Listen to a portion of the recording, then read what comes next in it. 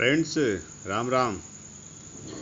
Friends, आज का जो टॉपिक है वो नॉट फॉर प्रॉफिट ऑर्गेनाइजेशन, जिसे नॉन प्रॉफिट ऑर्गेनाइजेशंस कहा जाता है, जो कि आपका पहला चैप्टर है 12th स्टैंडर्ड का, उसी से संबंधित है। ये एक कॉन्सेप्ट बिल्डिंग के रूप में मैं टॉपिक ले रहा हूँ, ताकि आपको जो कंट्रीब्यूशंस होता है, जो सैलरी होता है, रेंट होता है, जो एडजस्टमेंट होते हैं, उनको कैलकुलेट करने में प्रॉब्लम ना हो।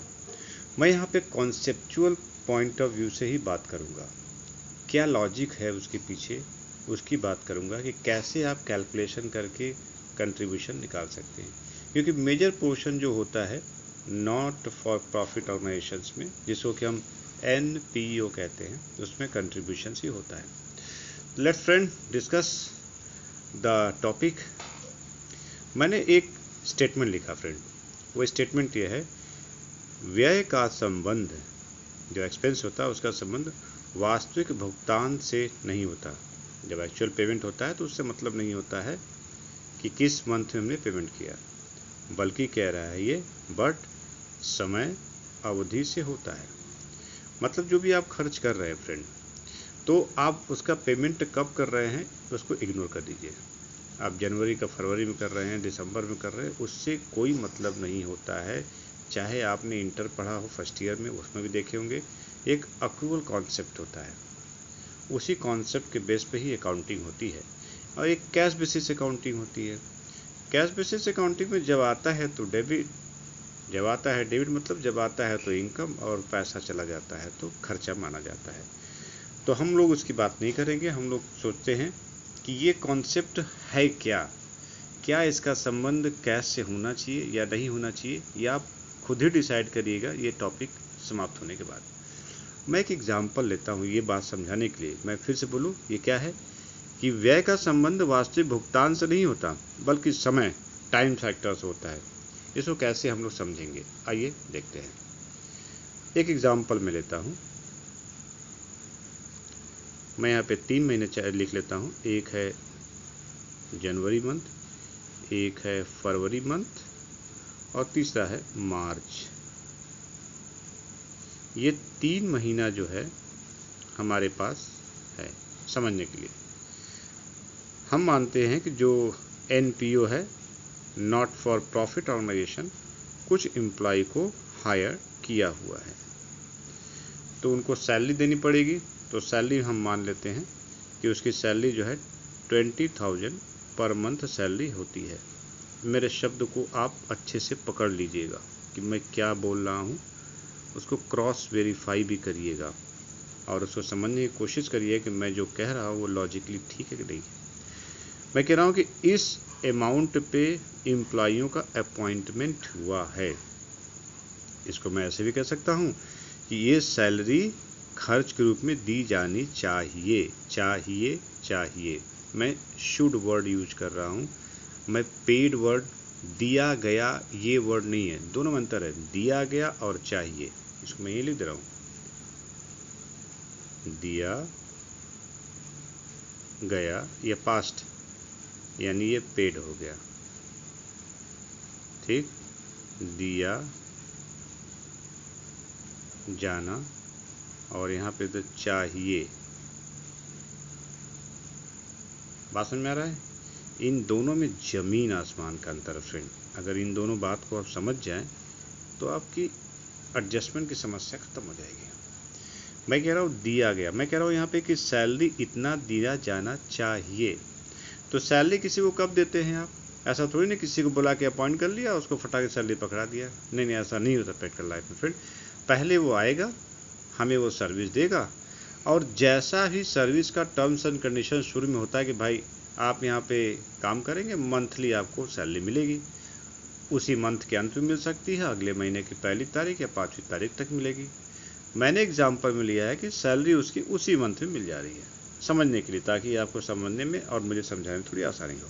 ठीक है, तो जो एम्प्लॉय जनवरी में काम करेगा, उसको जनवरी के अंत में, यानी 1 से 31 जनवरी काम करेगा, जनवरी के अंत में उसे 20 हज़ार मिल जाएगा। फरवरी में काम करेगा 1 से 28, उसको फरवरी के पैसा फरवरी में मिल जाएगा, और मार्च में जो काम करेगा उसको मार्च के पैसा मार्च के अंत यानी 31 मार्च को मिल जाएगा। इतनी बात तो बहुत स्पष्ट है। अब मैं केस लेता हूँ फ्रेंड, जैसे पहले केस से मैं लेता हूँ केस नंबर 1, ठीक है। ये सैलरी है, ये मिलनी चाहिए, मिला नहीं है। अब एक्चुअल पेड होता है इसका, एक्चुअल पेड जनवरी का 20,000, जनवरी में 20,000 इसको मिल जाता है, ठीक है। और वहीं पे 20,000 इसको मिल जाता है, ठीक है। आपको ये बताना है, आपको ये बताना है कि जो सैलरी का खर्च है वो 20,000 पे जो दिया गया है वो किस मंथ का है, वो जनवरी का है या फरवरी का है कि मार्च है। एकदम स्पष्ट दिख रहा है। आप कह सकते हैं सर जनवरी में है तो जनवरी का जनवरी में बुक कर दीजिए, आप फरवरी खर्चा फरवरी में बुक कर दीजिए, मार्च खर्चा मार्च में बुक कर लीजिए। इसमें कौन सा बड़ा क्वेश्चन आपने पूछ दिया, कौन सी कॉम्प्लिकेटेड बात आप कर रहे हैं। तो नहीं, अब जरा मेरी बात को फिर से सुनिए। मैंने कहा कि क्या जो पे किया मैंने वो खर्चा जनवरी का है क्या, फरवरी का है क्या, मार्च का है क्या। तो मैंने पेड बेसिस पे आपसे बात किया है। बात समझिएगा, अगर किसी एम्प्लॉय ने 1 जनवरी से लेकर 31 जनवरी तक काम किया, ठीक है फ्रेंड, तो अब ये बताइए इस पैसे को अगर मैं किसी और मंथ में दे दूं तो एक्चुअल पेड हो गया, तो क्या जिस मंथ में पे करूंगा उस मंथ का खर्च होगा। अब इसको आप लॉजिकली सोचिए कि अगर आपने किसी बच्चे को पढ़ाया, ठीक है, तो जिस महीने में पढ़ाया उसी महीने में ना आप मांग करते हैं कि देखिए महीना पूरा हो गया मेरा। ये वर्ड जो आप बोलते हैं महीना पूरा हो गया मेरा, इसका मतलब समझते हैं क्या होता है। टेक्निकल में कहते हैं कि मैंने अपनी सर्विस तो दे दिया है और मेरा आज अधिकार है उस रकम को लेने का। मैं रिपीट करूं क्या, आपने टेक्निकली नहीं, आप तो लोकल लैंग्वेज बोलते हैं कि मेरा पैसा बन गया, मुझे आपको सैलरी चाहिए या हमको फीस दे दीजिएगा। लेकिन टेक्निकल में क्या है कि आपने अपनी सेवा प्रदान कर दी है और आपको उस सेवा के बदले में पैसा लेने का अधिकार मिल गया है। पैसा नहीं मिला है, मैं पैसा मिलने की तो बात ही नहीं कर रहा हूँ, आपको अधिकार मिला है, यानी आपने वो पैसा कमा लिया है। बस समझ आ रहा है। तो मैं तो कमाई वाले की बात कर रहा था, यहाँ पे खर्चे की बात कर रहा हूँ कि एंटिटी यानी बिजनेस नॉन प्रॉफिट ऑर्गेनाइजेशन ने जिस एम्प्लॉई को हायर किया था उसने 1 जनवरी से 31 जनवरी तक काम कर दिया, तो 31 जनवरी को इस संस्था को भुगतान कर देना चाहिए। बात समझ आ रहा है। तो अगर वो भुगतान कर देता है तो ठीक है, नहीं करता है तो भी एक्सपेंस के ऊपर कोई इफेक्ट नहीं पड़ेगा। मतलब क्या करें सर, मतलब इसको आप हाइड कर दीजिए एक्चुअल पेमेंट। अब देखिए ये जनवरी 31 जनवरी को ये मेरा खर्चा हो गया, फरवरी खर्चा हो गया, मार्च का खर्च हो गया। क्यों मैं बोल रहा हूँ, क्योंकि उसने अपनी सर्विस कंप्लीट कर दी, उसने अपनी सर्विस कंप्लीट कर दी। और जिस पॉइंट ऑफ टाइम पे, जिस डेट को सर्विस कंप्लीट होती है, आपका दायित्व होता है कि आप खर्च का भुगतान कर दें। भले उसको आप 6 महीना साल भर बाद दे दे, वो अलग मैटर है, वो सेकेंडरी मैटर है, वो हमारे मूल टॉपिक से हटके है। मूल टॉपिक क्या है कि किया गया खर्च जो है, जो खर्च होता है वो भुगतान के आधार पर नहीं होता है, इसके आधार पर बुक कर देंगे। अब एक एग्जांपल लूँगा मैं, हम हमेशा क्या है, दिया जाना चाहिए, ये किस पीरियड से संबंधित है, फरवरी जनवरी से है तो जनवरी का खर्च हुआ, इसको छोड़ दीजिए, आप इसको देखना ही नहीं आपको है। क्या फरवरी में काम पूरा हो गया तो बोलेगा हाँ काम मैंने सर्विस दिया, तो फरवरी की ये खर्च हो गई। मार्च में काम पूरा किया एम्प्लॉय ने 1 मार्च से 31 मार्च तक, हाँ पूरा किया, तो ये मार्च का खर्च हो जाएगा। पेमेंट आप कभी भी करिए। इसको समझने के मैं एक सेकेंड केस लेता हूँ, आपको बहुत अच्छे से क्लियर समझ में आएगा। ये केस नंबर 2 की बात करता हूँ, ठीक है। अब देखिए एक्चुअल सैलरी होनी कितनी चाहिए, मैं कह रहा हूँ इतना उसको मिलना चाहिए, इतना मिलना चाहिए, 20-20 हज़ार रुपया। लेकिन क्या हुआ कि कुछ फाइनेंशियल क्राइसिस हो गया, वो तो हर जगह होता है, पैसे की कमी हो गई। तो अब देखिए एम्प्लॉयर ने क्या किया, यहाँ पे किया है मात्र 10,000 रुपया, ठीक है। बोला कि अगले महीना हमसे लेना, तो यहाँ पर उसने पे कर दिया 30,000 रुपीज़। क्यों 30,000? 20,000 फरवरी के सैलरी दे दिया और बकाया पैसा दे दिया।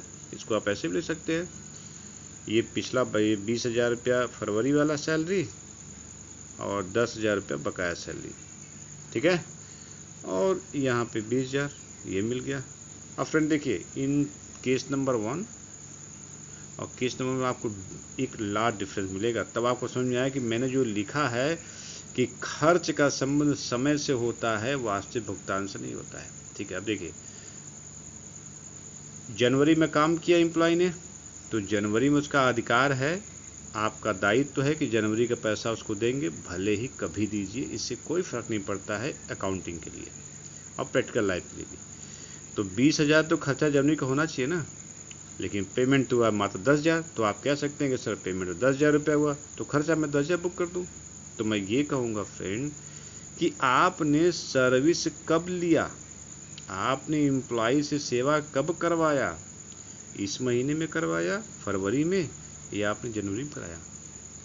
अगर आपने जनवरी में सेवा करवाया है तो उसी महीने का न खर्च आप अगले महीने में पेमेंट करने जा रहे हैं कि किसी दूसरे मंथ का कर रहे हैं। तो अब आपको देखिए, ये जो खर्च है इसका संबंध किस समय से है, ये जनवरी के पीरियड का है। ये 10,000 का संबंध जनवरी के पीरियड का है। मैं रिपीट कर रहा हूँ फिर से, आप इसको समझिए बारीकी को, कि जो खर्चा आपने पेमेंट किया, तो मैं खर्च के बेस पे तो एक्सपेंस बुक ही नहीं कर रहा हूँ, मैं कह रहा हूँ कितना मिलना चाहिए, तो उसको मिलना चाहिए 20,000 रुपया। इसका मतलब जो एक्सपेंस होगा फ्रेंड, ये दिख रहा है ना, ये दिख रहा है, इसको देखिए। अब जो एक्सपेंस होगा फ्रेंड, वो एक्सपेंस यहाँ पे होगा आपका 20,000 रुपीज़, यहाँ पे होगा 20,000 रुपीज़, यहाँ पे होगा 20,000 रुपीज़। इतने पता क्लियर समझ में आ रहा है? एक्चुअल पेमेंट से कोई मतलब नहीं है। अगर आपने एक्चुअल पेमेंट नहीं किया है तो भी कोई फ़र्क नहीं पड़ता। क्यों नहीं फ़र्क पड़ता? क्योंकि मैं इसको ऐसे भी समझा रहा हूँ। सोचिए, आपके घर के बिजली का बिल उसी महीने तो आता नहीं है, हमेशा नेक्स्ट मंथ में आता है। जैसे मान लीजिए आपने जनवरी का बिजली का बिल फरवरी में दिया, तो खर्चा किस महीने का हुआ? मतलब तो ये हो गया कि आपने बिजली कंज्यूम किया है जनवरी में, तो जब कंजम्पशन कर लिया, हमने उसके गुण का उपयोग कर लिया, तो उसी महीने का ना आप पेमेंट करने जा रहे हैं जिस महीने हमने खर्च किया। आप पेमेंट भले ही साल भर बाद करिए, लेकिन पेमेंट किस महीने के लिए कर रहे हैं?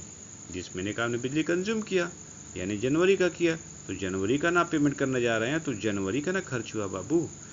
नेक्स्ट पॉइंट देखिए, अब यहाँ पे एक्सपेंस 2020 हो गया, ठीक है। क्योंकि हमको यहाँ पे मिला था 30,000 रुपया, 10 इसका 20 इसका, तो हम अब मैथमेटिकल प्रेजेंटेशन के मैथमेटिक्स में कैसे दिखाएं? हम तो 30,000 देख रहे हैं यहाँ पर, लेकिन हमको दिखाना कितना है खर्चा, इस महीने का खर्चा कितना होगा, 20,000 होगा, क्योंकि ये खर्चा तो इस पीरियड का है ना, यानी इसका संबंध इससे है। इसका जनवरी का संबंध कितना है, केवल जनवरी का संबंध 20,000 से है। 20,000 हमको होना चाहिए था। अब यहाँ पे आपने 30,000 दिखा दिया, क्या 30,000 का संबंध है फरवरी का? कि फरवरी भी 20,000 से संबंध रखता है? फरवरी में 20,000 ही मिलना चाहिए ना, पेमेंट होना चाहिए। इसको प्रेजेंट कैसे करेंगे? तो आप लिखेंगे टोटल जो सैलरी पेड हुआ है 30,000, ये टोटल सैलरी है ना, ये हुआ आपका सैलरी पेड 30,000 लेस, ये सैलरी किस मंथ का है, टाइम बताइए, जनवरी। तो आप लिखेंगे, इसको क्या बोलते हैं कि जिस मंथ में सैलरी पे नहीं हुआ उसको बोलते हैं आउटस्टैंडिंग या अनपेड। यहाँ पे आप लिख लिए अनपेड सैलरी कितनी है, 10,000। अब देखिए आपको फरवरी मंथ की सैलरी मिल जाएगी 20,000। ये एक प्रेजेंटेशन का तरीका है जो मैथमेटिकल है, इसमें कॉन्सेप्ट से कोई मतलब नहीं है। बस आपको ये समझना है कि जो सैलरी आप दे रहे हैं वो किस मंथ की है, क्योंकि सैलरी का संबंध समय से होता है। जिस समय आपने सर्विस कंज्यूम कर लिया, जिस समय सर्विस आपने ले लिया, भाई खर्चा तो उसी मंथ का ही पे कर रहे हैं। अब खर्चा कब पे करेंगे वो अनदर मैटर, वो से मतलब नहीं हमको है। अब देखिए, मैं थर्ड केस ले रहा हूँ जो कि काफ़ी महत्वपूर्ण आपके लिए होगा, केस नंबर 3। इसको दिखना चाहिए आपको।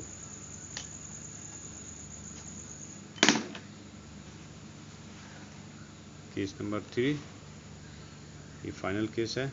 जैसे सपोज करिए सैलरी आपको मिलनी चाहिए 2020, पहले हम दे चुके हैं सैलरी। सैलरी आपको मिलनी कितनी चाहिए, 20 मंथली वही हुआ है। अब देखिए क्या कह रहा है ये, अब पेड कर रहा है, ये है एक्चुअल पेड। जनवरी में ही क्या किया उसने, 30,000 सैलरी दे दिया, मीन्स 30 क्या किया उसने, चलिए 30 ले लेते हैं, 20,000 इस मंथ का दिया और 10,000 आपको एडवांस दे दिया। बात समझ में आ रहा है। तो अब बताइए, जब एक्चुअल पेड 30 हो गया तो क्या हम आपका एक्सपेंस 30 बुक होगा। तो फिर से याद रखिए फ्रेंड कि किस पीरियड क्या आपने 30,000 रुपये के बराबर का सर्विस लिया, तो आंसर नहीं लिया। क्यों, क्योंकि 20,000 रुपये मंथली के बेस पर तो मैंने एम्प्लॉयमेंट दिया है उसको, तो 20,000 के बराबर की सर्विस ही तो जनवरी में हमने लिया, तो खर्चा भी तो 20,000 ही होना चाहिए ना। एक्चुअल पेमेंट से मेरा कोई मतलब नहीं, क्योंकि एक्चुअल पेमेंट तो हम अपने फंड की सुविधा के अनुसार करते हैं। आपके पास फंड है तो आप तुरंत पे कर दीजिए, आपके पास फंड नहीं तो आप लेट पेमेंट करिए। ये एक्चुअल पेमेंट खर्च का संबंध सही समय से नहीं बताता है।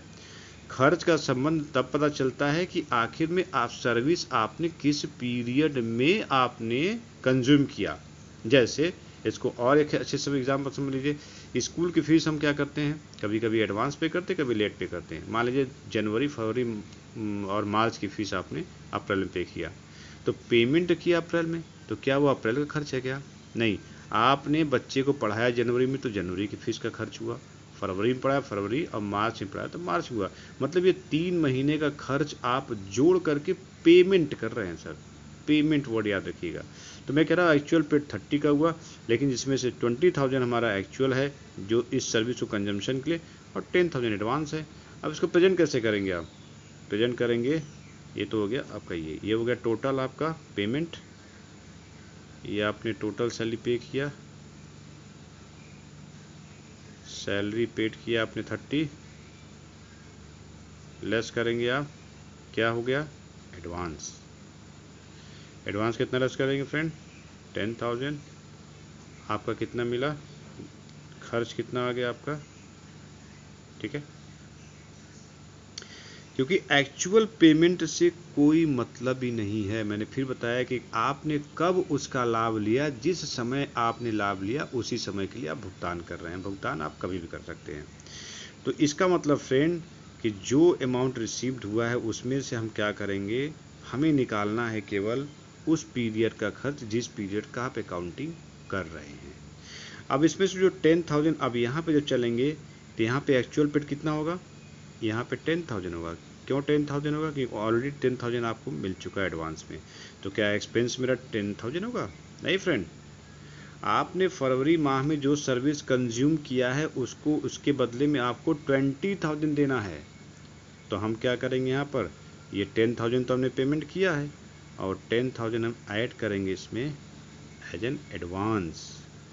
क्या ऐड कर देंगे फ्रेंड, एडवांस। अब इसका देखिए 20,000 हमको मिल गया। फ्रेंड्स, मैंने इस पूरे थियरी में आपको सिर्फ एक ही बात समझाई है कि खर्च जो एक्चुअल पेड होता है वो डिसाइड नहीं करता है खर्च को। एक्चुअल पेमेंट तो केवल सेटलमेंट होता है, निस्तारण होता है जो आपका खर्च है उसको देने का। हम तभी करते जब फंड मेरे पास होता तो पेमेंट करते, नहीं होता तो नहीं करते हैं, आगे कर लेते हैं। तो आप हमेशा ध्यान दीजिएगा कि समय को देखिएगा कि जो ये पैसा 10,000 रुपया मिला आपको, वो क्या जनवरी के लिए मिला है, तो आंसर नहीं, ये तो हमको फरवरी का मिल गया। तो हम इसको क्या करेंगे, खर्च नहीं मानेंगे। अब यहाँ देखिए, आपने पेमेंट किया मात्र 10,000, क्या हमारा फरवरी में जो सर्विस हमने लिया उसका खर्च कुल 10,000 होगा, नहीं। हमने तो 20,000 के बराबर का ना वो सर्विस लिया है। तो जो एक्सेस था मैंने 10,000 पहले दे दिया, वो एडवांस में जोड़ लूँगा, क्योंकि हमको 20,000 ही तो पे करना है। एक्चुअल में खर्च तो मेरा 20,000 का हुआ ना।